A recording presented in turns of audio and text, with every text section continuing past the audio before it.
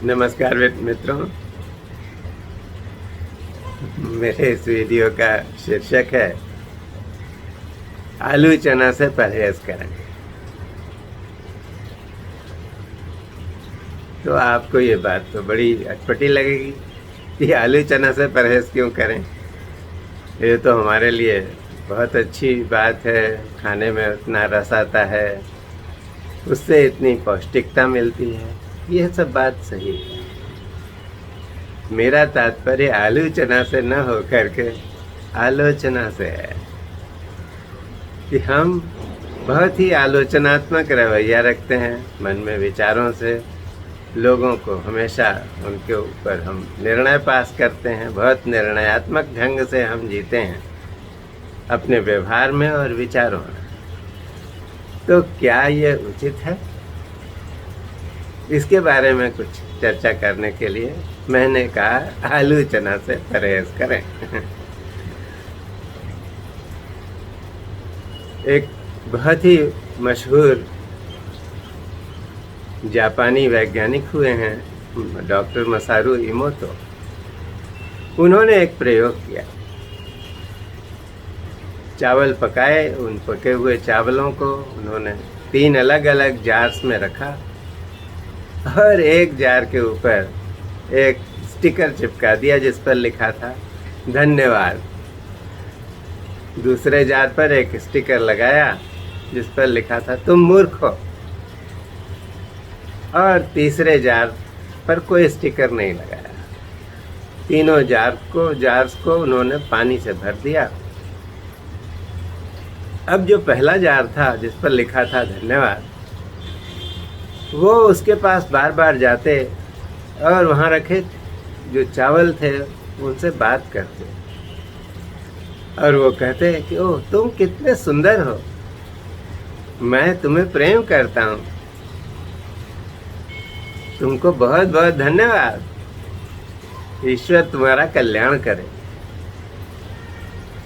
जो दूसरे जार में चावल रखे थे जिस पर स्टिकर लगा था कि तुम मूर्ख हो, उसके पास भी वो जाते बार बार और उसे बोलते कि तुम मूर्ख हो, एकदम बदसूरत, बेकार, चूल्हे में जाओ।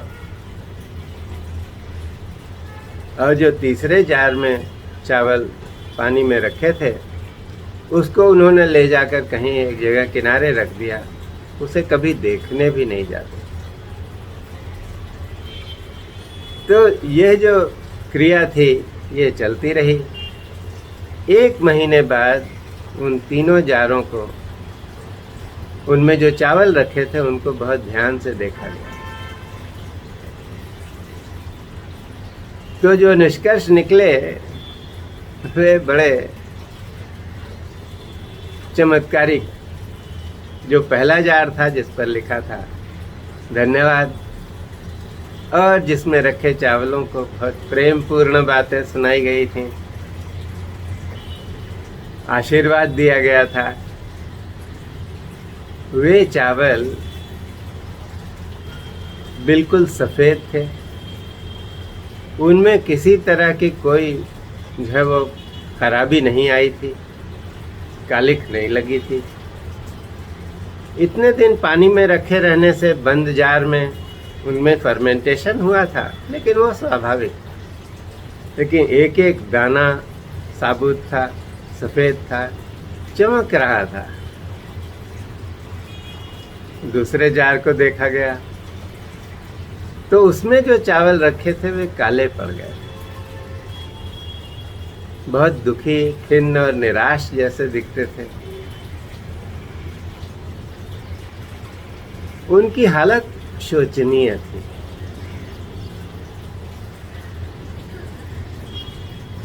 सबसे खराब अवस्था थी उन चावलों की जिसके जार को कहीं रख दिया गया और 1 महीने तक कोई उसे देखने भी नहीं गया। उपेक्षा का शिकार ये चावल बिल्कुल काले पड़ गए थे, टूटने लगे थे। नष्ट होने के कगार पर और पूरा पानी गंदला हो गया था, बास मार रहा था बुरी तरह से।